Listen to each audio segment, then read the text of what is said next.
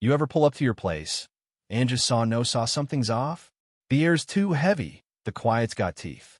That's how it hit me, rolling up to my little slice of nowhere in Willow Creek, Texas, with my dog's shadow stretching long across the dirt.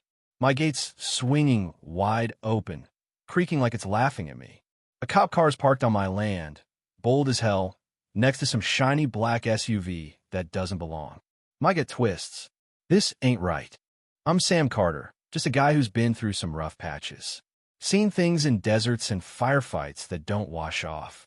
Built this place from nothing after I left the army board by board, nail by nail. It's not much. A few acres, a barn, some chickens clucking like they own the place. But it's mine. Or it was until the HOA decided I was their next project. Those paper-pushing busybodies claimed my fence was an eyesore, a crime against their perfect little neighborhood.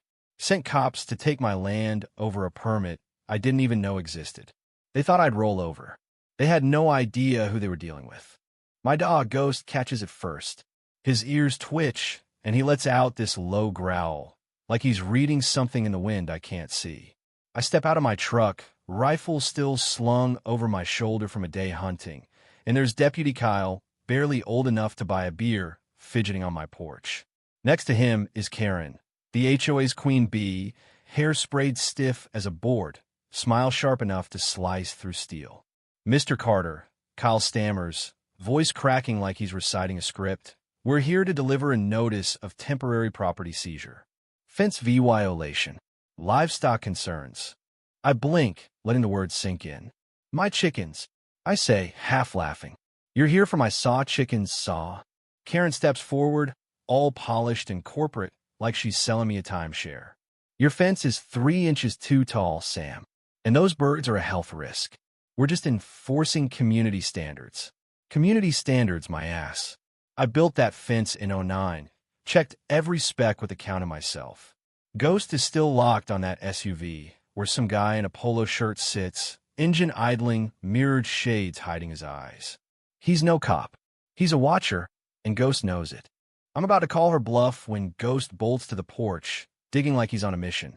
I kneel, brush the dirt away, and there at ease a tiny metal disc, glinting like a snake's eye. A tracker.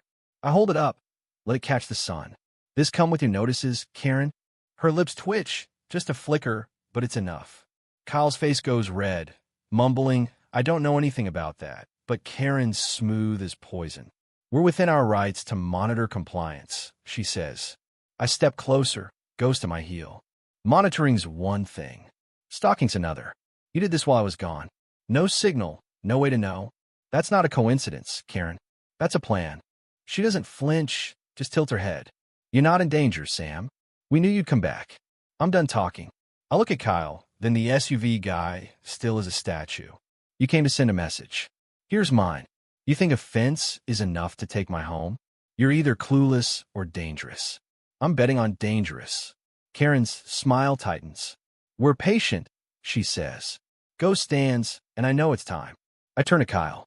Get off my land. They leave, but I know this is just the opening shot. That night, I employer's pacing, Ghost's eyes tracking me like he's waiting for orders. I call my buddy Nate, a guy who digs where he shouldn't. He shows up with a laptop and coffee strong enough to wake a corpse. This ain't about your fence, he says, pulling up thermal scans of my land. Red flares pop up someone's been walking my barn, my shed, even the old well I haven't touched in years. They're mapping you, Sam. And it's not Karen's budget. Nate digs deeper, finds money funneling from the HOA to some outfit called Peak Pulse Ventures. Land clearing, pipeline projects. My place is sitting on shale, maybe gas. That fence is just in their way. It gets worse. Nate shows me a ledger Karen's been signing off on consulting fees to Peak Pulse for months. Then my neighbor, Tom, who I used to share beers with, shows up at my gate looking like he's seen a ghost. They got to me, Sam, he says, voice shaking. Said if I didn't sign some papers, they'd come for my place too. Called your land a hazard. Said you were unstable. I'm gut punched, but I keep it together. You signed it, Tom. You chose.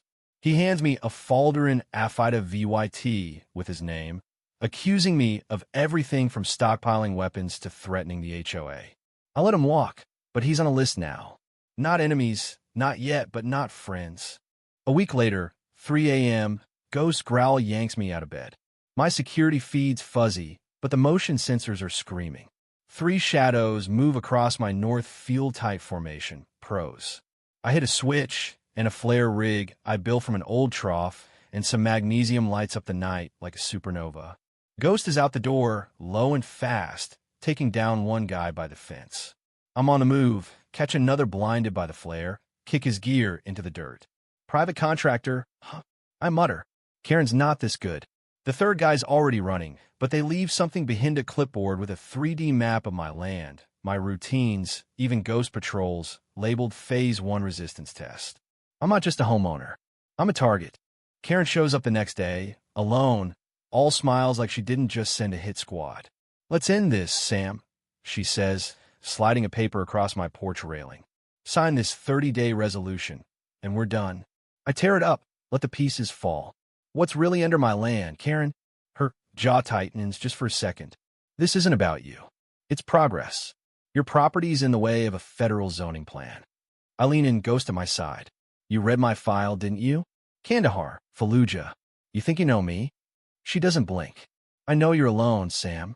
And alone doesn't win. Ghost plants a paw, and she steps back. 30 days, she says, heels clicking like a countdown.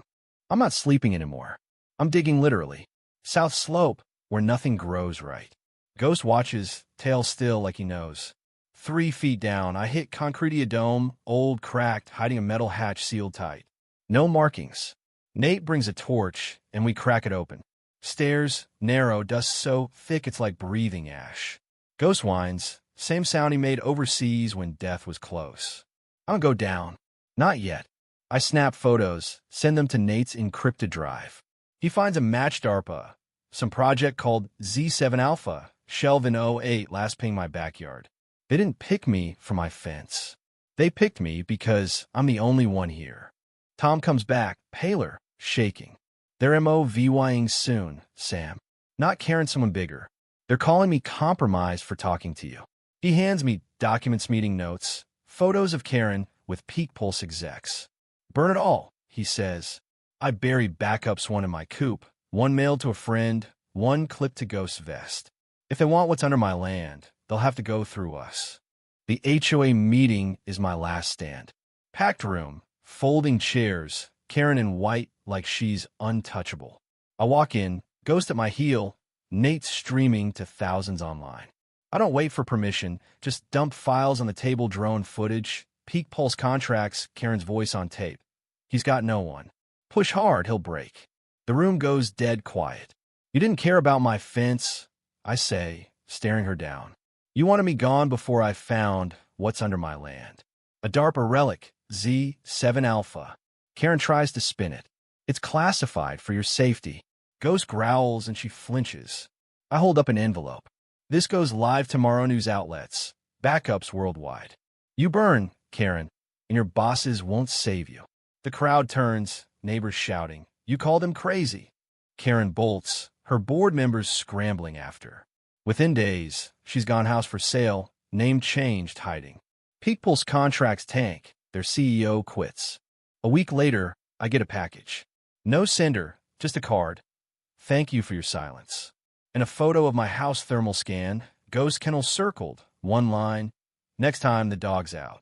Ghost looks at me, and for the first time, I see fear in him. But I'm not done digging, not into my land, into saw them saw. Now I'm on my porch, coffee steaming, Ghost at my feet. The traps are set, but for coyotes now. My fence is fixed not because I had to, but because it's mine. The quiet's back, the real kind, not the kind that hides knives. They came from my home, thought I'd fold. They didn't know I'd already served VY Ved worse. So what do you think? Did I push too far, or did they cross a line? Should I have signed their deal and walked away? Or was fighting the only way? What would Saw You Saw do if someone tried to take what's yours, your home, your peace? And bigger question, who's really behind this? Was Karen just a pawn, or is there a bigger player still out there? Drop your thoughts. Your stories ever had an HOA, a neighbor, someone try to take what's yours? Let's talk. Hit that like, subscribe, and stick around. Ghost and I aren't going anywhere.